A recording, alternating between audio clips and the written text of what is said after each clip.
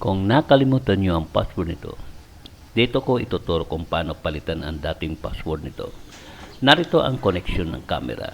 Isa sa mga connection nito ay nakalaan para sa LAN cable patungong router kung hindi ito gumagamit ng wireless connection sa internet. Pipihitin lang ito ng counterclockwise para mabuksan ang saksakan ng RJ45 plug at sa butas na to lulusot yung LAN cable. Ito namang isang button para sa dalawang mode. Button ito para sa access point at sa resetting para bumalik sa factory setting. Ito naman ay ang pagsasaksakan ng supply ng kuryente mula dito sa adapter na may 220 volt AC yung input at ang output naman ay 12 volt DC. Iyan ay makikita dito sa nakadikit na sticker. Mula nung napalitan ng router yung internet network na may-ari nito, nawala na ito ng connection doon sa kanyang cellphone. At dahil na rin sa tagal na hindi nila paggamit ng password, nakalimutan na nila ito. Huwag kayong mag-alala sa mga dating naka-record nito. Hindi ito mabubura. Hintayin matapos ang booting hanggang marinig ninyo ito. System starting up. You have entered direct connect mode to connect the device. Ganito talaga ang unang aktibidad matapos ang booting ng system. Lumilingon sa palibot na animoy isang tao, naghahanap ng mga kumikilos na tao, hayop o bagay man. Paminsan-minsan naman ay humihinto sa paglingon. Nag-aantay na may marinig o kumilos pero mayat-maya ay lumilingon ito. Parang isang gwardiya naghahantay ng may mahuhuling pagkakataon na mailagay sa recording ng mga video sa memory SD card nito. At ngayon simulan na ang proseso sa pagbago ng password nito. Pindutin ang button nito ng 6 na segundo hanggang sa marinig ninyo ang hudyat nito. Restore factory settings. Please don't power off. Paalala, binubura lang nito ang dating settings ng dating gumagamit nito. Ngunit yung dating naka-record na video ay hindi nabura. Hintayin ang hudyat ng system starting up at ang hudyat na nag-aantay na makonekta sa klase ng network. System starting up. Wait to be configured. Waiting for connection. Please configure the network according to the instruction. Ito ang instruction. Pindutin ng 3 bisis na magkakasunod-sunod upang pumasok sa access point mode. You have entered direct connect mode to connect the device.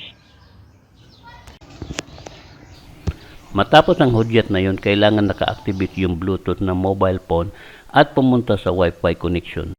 Hanapin ang SSID na Robot 78A6 at mag-click sa SSID nito. Tandaan, ang default password nito ay 1, 2, 3, 4, 5, 6, 7, 8, 9, 0.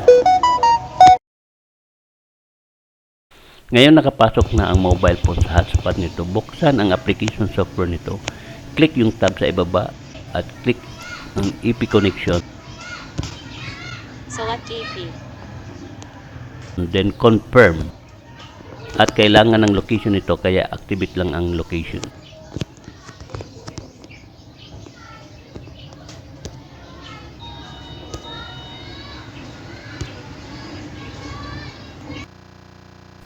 Click uli yung apps ng Rover. Type ang password now, admin 12345.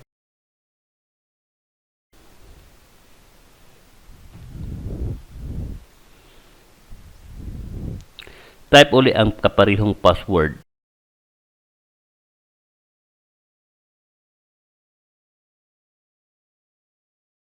At sa pangatlong pagkakataon ay malalabas na ang dialog box na pwede ka nang magbago ng password.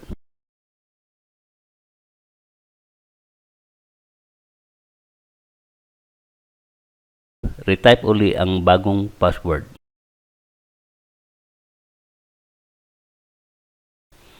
Saka click ang confirm.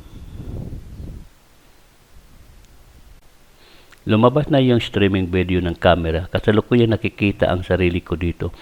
May manual control din ito na kontrolin yung viewing angle ng horizontal at vertical position sa pamamagitan lamang ng mobile phone.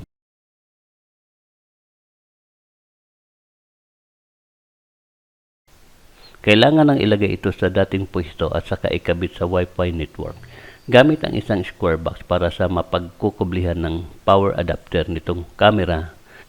Dito ay pinalagay ng may-ari nito para madaling tawagin ang kanyang mga personnel kasi itong camera na ito ay may kakayahan itong kausapin dito kung sino man ang dapat kausapin sa mga personnel. Nagsisilbing intercom. Pagkatapos may lagay itong camera, balik uli sa setting ng mobile phone at buksan uli ang Wi-Fi connection menu. Click ang SSID Robot 78E6 at hintayin maging stable ang connection.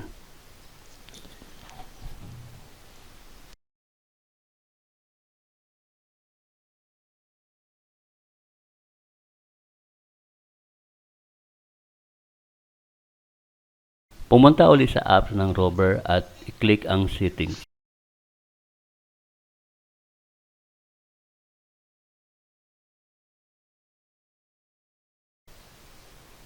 Click ang network setting.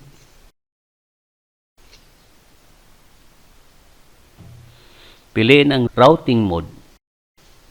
Sa parting ibaba naman makikita na yung available na internet connection. Halimbawa yung SSID na Compass ang pinili. Sa naturang SSID ngayon ang transmission ng signal na nakapokus ang camera. Click ang arrow sa itaas. Click uli ang arrow head sa itaas at click ang image sa video na yan at lalabas na ang live streaming video. Katulad ng ginagawa ko ngayon ay pinalilingon yung camera saan man ang gulo. Makikita dito kung mayroong tao na pwede ring gawing video intercom kung may ipag-uutos sa mga personnel.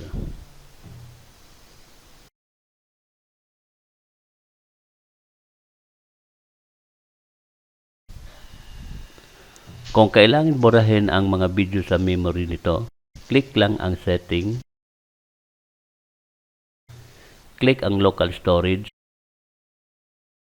at click yung format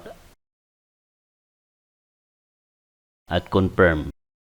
Dito mabubura lahat ng video ng memory card.